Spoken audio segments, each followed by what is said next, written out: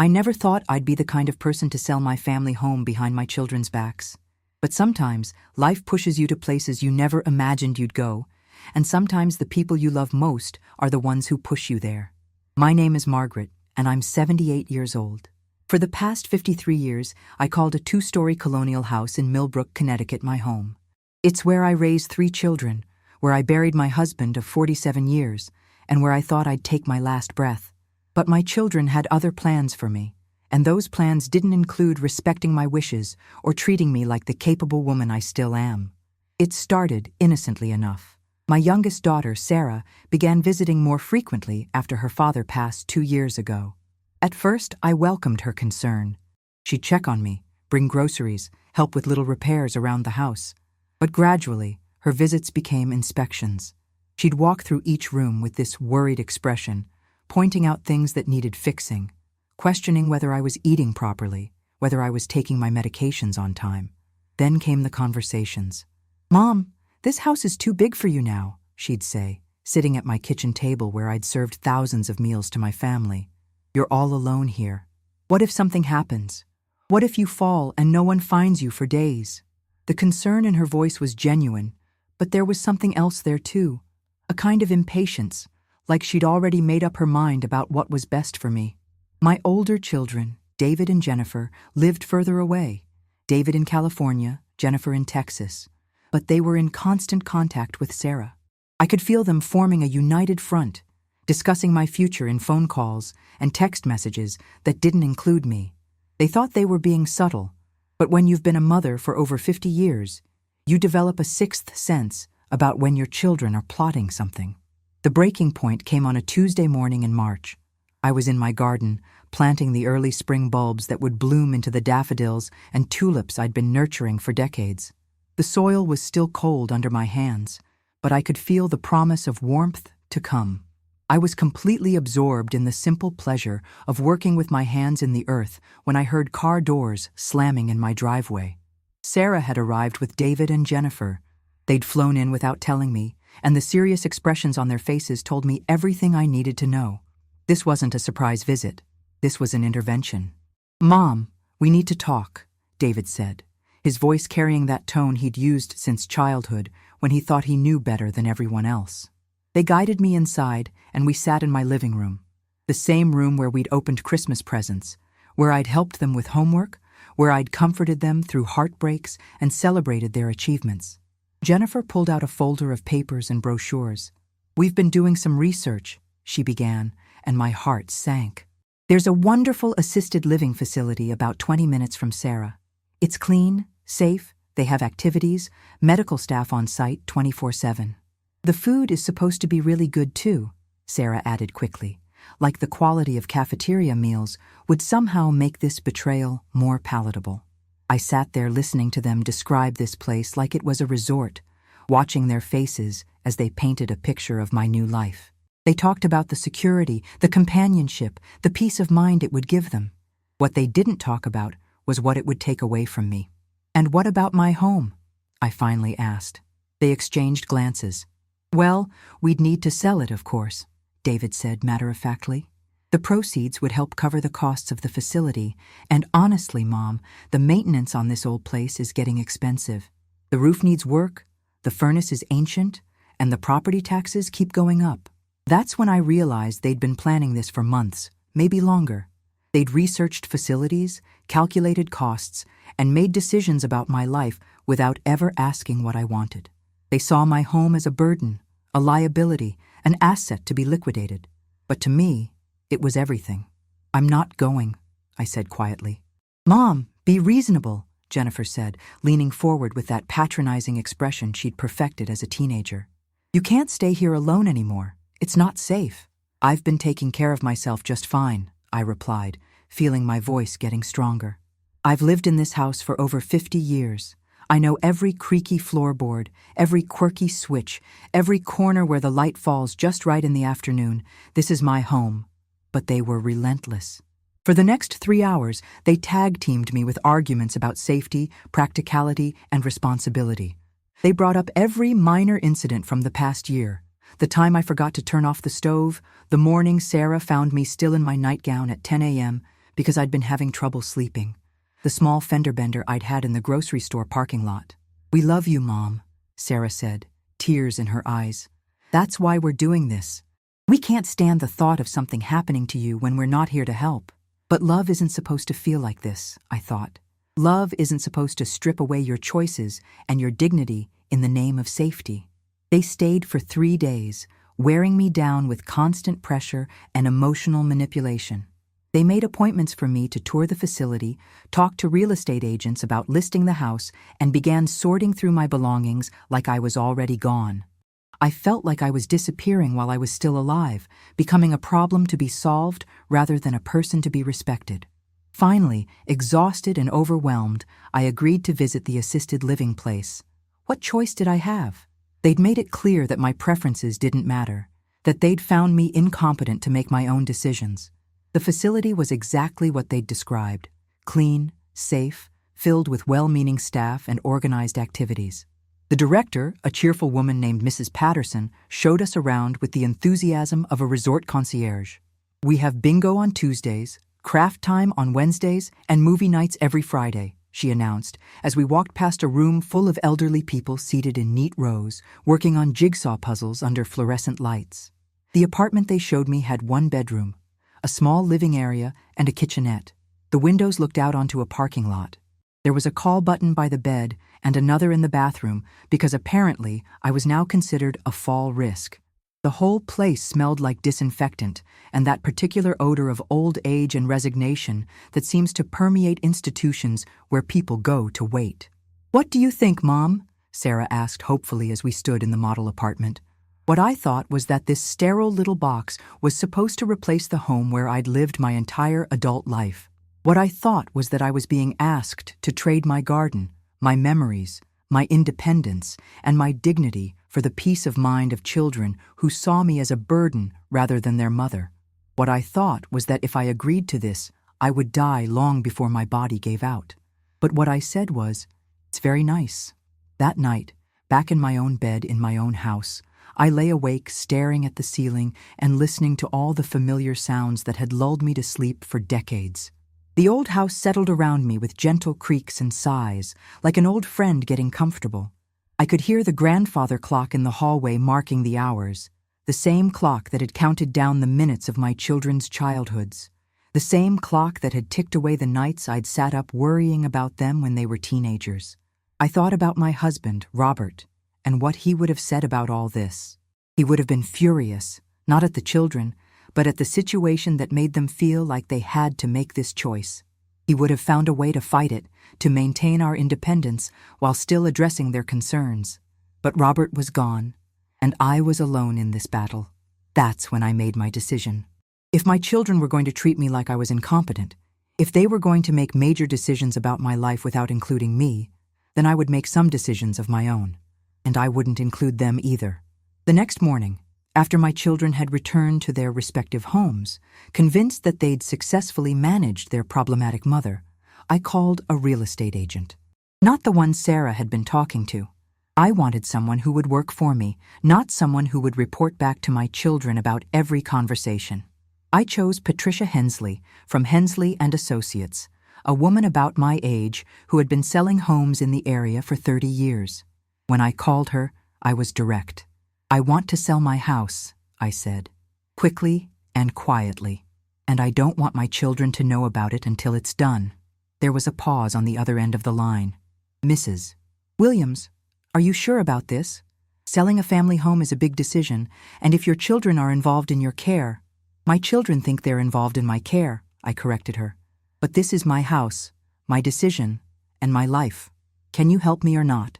Patricia agreed to meet with me that afternoon. She was a small, efficient woman with silver hair and sharp eyes that missed nothing. She walked through my house with the same thoroughness my children had shown, but her focus was different. Where they had seen problems and hazards, she saw character and charm. "This is a beautiful home," she said, as we stood in my living room. "The hardwood floors are gorgeous, and these built-in bookshelves are original to the house, aren't they? You don't see craftsmanship like this anymore." For the first time in months, someone was seeing my house the way I saw it, not as a burden or a danger, but as a home with history and heart. How quickly do you need to sell? Patricia asked. As quickly as possible, I told her. My children have given me 6 weeks to move into an assisted living facility. I want the house sold and closed before then. Patricia raised an eyebrow, but didn't ask the obvious questions. Instead, she pulled out her tablet and started making notes. The market is strong right now, especially for properties like this in established neighborhoods. If we price it right, we could have offers within a week. We spent the next 2 hours going through every room, with Patricia pointing out features that would appeal to buyers and suggesting minor improvements that would maximize the sale price. She never once mentioned safety hazards or suggested that the house was too much for me to handle. She treated me like a competent adult, making a rational business decision, which was exactly what I was. There is one thing I need to tell you, I said, as we wrapped up our meeting. My children don't know I'm doing this. They'll find out eventually, of course, but I'd prefer they find out after it's done rather than during the process. Patricia nodded. I understand. Family dynamics around elder care can be complicated. As long as you're legally competent to make this decision, and you clearly are, then it's your business and yours alone.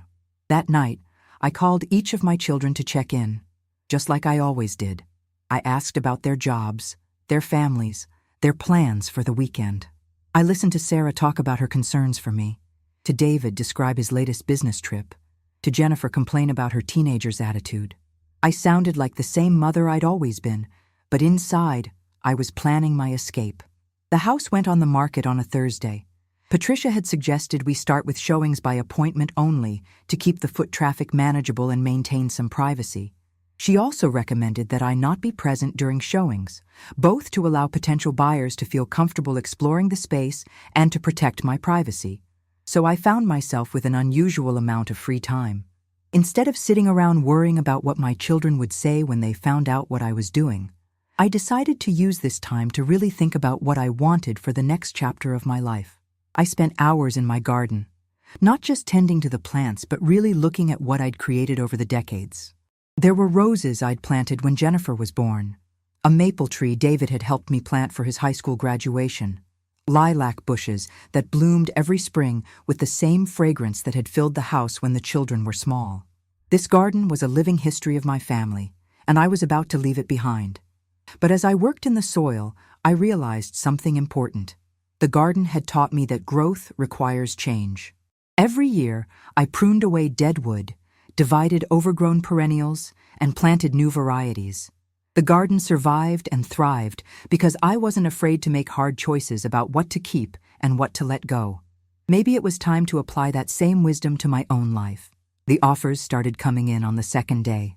Patricia called me each evening to go over the details, and by the end of the first week, we had 3 solid offers, one of them above asking price. The buyers were a young couple with 2 small children, and they were excited about the big backyard and the neighborhood schools. They reminded me of you and Robert when you first bought the house, Patricia told me. Young, hopeful, ready to build a life together. That sealed it for me. I wanted my house to go to a family who would love it the way I had, who would fill it with new memories and new laughter. We accepted their offer that night. The next 4 weeks were a whirlwind of inspections, paperwork, and preparations. I had to coordinate with contractors to fix the few issues that came up during the home inspection, work with Patricia to navigate the closing process, and begin the enormous task of deciding what to do with 53 years' worth of belongings. That last part was harder than I'd expected. Every closet, every drawer, every shelf held pieces of my family's history. There were baby clothes I'd saved from each child, school projects that had seemed too precious to throw away, and boxes of photographs that chronicled decades of birthdays, holidays, and ordinary moments that had felt extraordinary at the time. I found love letters Robert had written me during his army deployment before we were married, and I sat on the bedroom floor reading them and crying for the young man who had promised to love me forever and had kept that promise right up until his last breath. I found report cards and artwork and handmade Mother's Day gifts that my children had created with such pride and care. Some things were easy to pack for my new life, whatever that was going to look like. Some things I boxed up to give to my children, hoping they would want these tangible connections to their childhood. And some things I had to let go of entirely, trusting that the memories they held would stay with me wherever I went. 3 weeks into the process, Sarah called to check on me and mentioned that she'd driven by the house and noticed some unusual activity. "There was a moving truck in the driveway yesterday," she said, "and Mrs. Henderson next door mentioned seeing strangers walking around the yard." "Is everything okay, Mom?" My heart pounded, but I kept my voice steady. "Oh, that was probably the carpet cleaners," I said. "You know how you mentioned the house needed some work? I thought I'd get a few things fixed up." It was technically true. I had hired carpet cleaners as part of preparing the house for sale, but I knew I was living on borrowed time. The closing was scheduled for the following Friday, just 5 days before the deadline my children had given me to move into the assisted living facility. The night before the closing, I barely slept. I walked through the house one last time, touching familiar surfaces and saying goodbye to rooms that held so many memories. I stood in the kitchen where I'd cooked thousands of meals, where I'd helped with homework at the table, where Robert and I had shared quiet coffee and conversation every morning for decades. I sat in the living room where we'd watched the children grow up, where we'd celebrated achievements and weathered disappointments together. In the master bedroom, I stood at the window where I'd watched for the school bus every afternoon, where I'd kept vigil during childhood illnesses, where I'd seen seasons change year after year. This house had been the center of my universe for most of my adult life, and in the morning, I would hand over the keys to strangers. But along with the sadness, I felt something else, a kind of liberation that surprised me.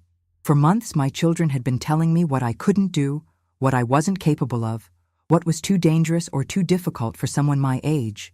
But I had just successfully sold a house, negotiated a complex real estate transaction, and managed every detail without their help. Maybe I was more capable than any of us had realized. The closing went smoothly. Patricia met me at the title company, and we sat around a conference table with the buyers, their real estate agent, and various attorneys and financial representatives. There were dozens of papers to sign, checks to be written, and official documents to be recorded. Through it all, I felt like I was watching someone else go through the motions of ending one life and beginning another. When it was over, I held the proceeds check in my hands and realized that I was suddenly a wealthy woman. The house had sold for significantly more than Robert and I had paid for it, and with no mortgage to pay off, almost all of it was profit. I had enough money to live comfortably for the rest of my life, wherever and however I chose to live. I also realized that I had to tell my children what I'd done, and I had to do it today. I went home, though it wasn't my home anymore, and called each of them. I kept the conversation simple and direct. "I need to tell you something," I said to each one. "I've sold the house. The closing was this morning, and the new owners take possession on Monday." The reactions were exactly what I'd expected, just louder and more dramatic than I'd imagined. Sarah screamed. David cursed. Jennifer accused me of having a breakdown and demanded to know if I was taking my medications properly. "How could you do this without telling us?" Sarah cried. "We had everything planned out. The room at the facility is reserved. We'd arranged for movers. We were going to help you transition gradually. Now what are we supposed to do?" "You're supposed to trust me to make my own decisions about my own life," I said calmly. "Just like I trusted you to make decisions about your lives when you became adults." "But Mom, this is different," David argued. "You're not thinking clearly. Selling the house was supposed to be part of a larger plan to ensure your safety and security. Now what are you going to do? Where are you going to live?" That was the question I'd been avoiding, even to myself. I had successfully executed my plan to sell the house, but I hadn't figured out what came next. I just knew that whatever it was, it would be my choice. "I'm going to figure that out," I told them, "and I'm going to be fine." But after I hung up from those calls, sitting in my empty house surrounded by boxes and silence, I wondered if I really would be fine. I had made a bold statement about independence and dignity, but I was still a 78-year-old woman with no home and no concrete plan for the future. That's when Sarah arrived, having driven straight to my house from her office. She walked in without knocking, which she'd never done before, and found me sitting at my kitchen table with a cup of tea and the real estate documents spread out in front of me. "Mom, we need to talk," she said, and her voice was different. Not the patronizing tone she'd been using for months, but something closer to the way she'd sounded as a child when she was truly upset. "I know you're angry," I said. "I'm not angry," she replied, sitting down across from me. I'm scared. I'm scared that you're making decisions based on hurt feelings instead of practical considerations. I'm scared that you're going to end up in a situation that's dangerous or inappropriate for someone your age. And I'm scared that we've somehow failed you as children because I don't understand how we got to this point. Her honesty surprised me, and for the first time in months, I felt like we were having a real conversation instead of a negotiation. I sold the house because you were going to force me to sell it anyway, I said. At least this way, I got to choose the buyers, I got to control the timeline, and I got to keep the dignity of making my own decision. You may not approve of my choice, but it was mine to make. But what happens now? Sarah asked. Where are you going to live? How are you going to take care of yourself? What if you get sick or hurt? These were fair questions, and I realized that my act of rebellion had been incomplete. I had successfully reclaimed control over one major decision, but I hadn't thought through what came next. I don't know yet, I admitted, but I know I'm not going to that assisted living place, and I know I'm not going to let fear of what might happen prevent me from living the life I have left. Sarah was quiet for a long moment, looking around the empty kitchen where she'd eaten countless meals as a child. I'm sorry, she said finally. I'm sorry we made you feel like you didn't have a choice. I'm sorry we didn't listen when you tried to tell us what you wanted. We thought we were protecting you, but maybe we were protecting ourselves from worrying about you. Her apology caught me off guard, and I felt tears starting to form. I know you were trying to help, I said. But help is supposed to make the person being helped feel better, not worse. And I felt like I was disappearing, like I was becoming a problem to be managed instead of a person to be loved. We sat together in that empty kitchen, mother and daughter, trying to find our way back to each other across months of misunderstandings and hurt feelings. So what do you want to do now? Sarah asked. Really? Truly? What do you want? It was the first time in months that anyone had asked me that question, and I realized I had an answer. I want to travel, I said. Your father and I always planned to see the world when he retired, but we kept putting it off until it was too late. I want to go to Italy and see the art museums. I want to take a river cruise through Europe. I want to visit Alaska and see the northern lights. I want to do all the things we said we'd do someday. Sarah stared at me. You want to travel? Alone? At your age? The old Sarah was creeping back into her voice, but I chose to ignore it. Yes, I said firmly. I want to travel alone, at my age, with my money, making my own decisions about where to go and what to see and how long to stay. But what about your medications? What about your doctor's appointments? What if something happens while you're in some foreign country where you don't speak the language? What if something happens while I'm sitting in an assisted living facility watching other people live their lives? I countered. At least if something happens while I'm standing in front of the Sistine Chapel or watching glaciers calve in Alaska, I'll have been living my life, not just surviving it. That conversation with Sarah was the beginning of a new phase in our relationship and in my relationship with all my children. It took several more difficult discussions, some tears, and a lot of patience on all sides. But gradually we found a way to respect each other's concerns while honoring my autonomy. David, ever the businessman, helped me research travel insurance and international medical coverage. Jennifer, who had always been the most practical of my children, helped me figure out the logistics of long-term travel, what to do about mail, how to manage finances from abroad, what documents I'd need for extended stays in foreign countries. And Sarah, my baby who had been so afraid of losing me, became my biggest supporter. She helped me research destinations, book flights, and even join me for a trial run. A week-long trip to Ireland that convinced all of us that I was more than capable of taking care of myself in unfamiliar places. The money from the house sale gave me more freedom than I'd ever imagined possible. I wasn't wealthy by some standards, but I had enough to live comfortably for many years, especially if I was smart about where and how I traveled. I learned about house-sitting opportunities that would let me stay in beautiful homes around the world while providing security for the owners. I discovered senior travel groups that offered companionship without the rigid structure of traditional tours. I found online communities of older travelers who shared advice, experiences, and encouragement. 6 months after I sold the house, I was living in a small apartment in Tuscany, taking Italian lessons from a patient teacher named Marco, and learning to make pasta from the widow who lived upstairs.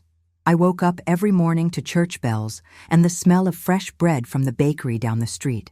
I spent my days walking through medieval villages, visiting art museums, and discovering that I had a natural talent for languages that I'd never known existed. My children worried, of course. They called and texted constantly at first, anxious for reports on my activities and reassurance that I was safe. But gradually, as I sent them photos of sunsets over the Mediterranean and updates on my adventures, their worry began to transform into something that looked like pride. "You know, Mom," David said during one of our video calls, "I never would have imagined you doing something like this. But seeing you now, you look happier than you have in years." He was right. I was happier than I'd been in years, maybe decades. The grief of losing Robert would always be with me, and I missed my house and garden more than I'd expected. But I had discovered something important. I was still capable of growth, still capable of surprise, still capable of creating new memories and new versions of myself. From Italy, I went to Portugal, then to Scotland, then to Iceland. I spent 3 months in New Zealand, learning to kayak and discovering that I wasn't afraid of physical challenges I'd never attempted before. I visited Vietnam and Cambodia, where the history was sobering, but the people were welcoming, and the food was revelation. Everywhere I went, I met other travelers, some younger, some older, all of us carrying our own stories and searching for our own adventures. I learned that age is much less limiting than I'd believed, that courage can be developed like any other skill, and that the world is full of people eager to help and share their knowledge with curious strangers. I also learned that travel changes you in ways you don't expect. Living out of a suitcase teaches you what you really need versus what you think you need. Navigating foreign cities builds confidence that spills over into every other area of your life. Speaking broken Italian to buy groceries or asking for directions in broken French reminds you that communication is about much more than perfect grammar and pronunciation. But perhaps most importantly, I learned that my children's fears about my safety and competence said more about our culture's attitudes toward aging than they did about my actual capabilities. Yes, I was older than most of the backpackers I met in hostels. Yes, I moved more slowly than I used to, and I needed reading glasses to decipher train schedules. But I was also more patient than younger travelers, more appreciative of simple pleasures, and more skilled at finding common ground with people from different cultures. I had adventures I never could have imagined while I was sitting in my kitchen in Connecticut, listening to my children plan my life around their fears. I watched the sunrise over Angkor Wat, learned to tango in Buenos Aires, and spent a week on a sheep farm in New Zealand, helping with the lambing season and discovering muscles I'd forgotten I had. There were challenges, of course. I got food poisoning in Thailand and spent 3 miserable days in a Bangkok hotel room, questioning my judgment and wishing I was back in the familiar comfort of my old house. I got lost in Prague when my phone died, and I couldn't remember the name of my hotel, and I stood on a street corner feeling every one of my 78 years as I tried to communicate with helpful strangers using hand gestures and broken phrases. But I survived those challenges, and more importantly, I learned from them. I got better at traveling, more confident in my ability to handle unexpected situations, more comfortable with uncertainty and spontaneity. And I stayed in touch with my children throughout all of it. Our relationships, which had been strained by their attempts to control my life and my rebellion against that control, grew stronger as they saw me thriving in my new independence. They stopped asking if I was taking my medications and started asking about the people I was meeting and the places I was seeing. They began to see me not as a problem to be managed, but as an adventurous woman living an interesting life. Sarah visited me in Portugal, and we spent a week exploring Lisbon together, eating seafood and drinking wine and talking about everything except assisted living facilities and safety concerns.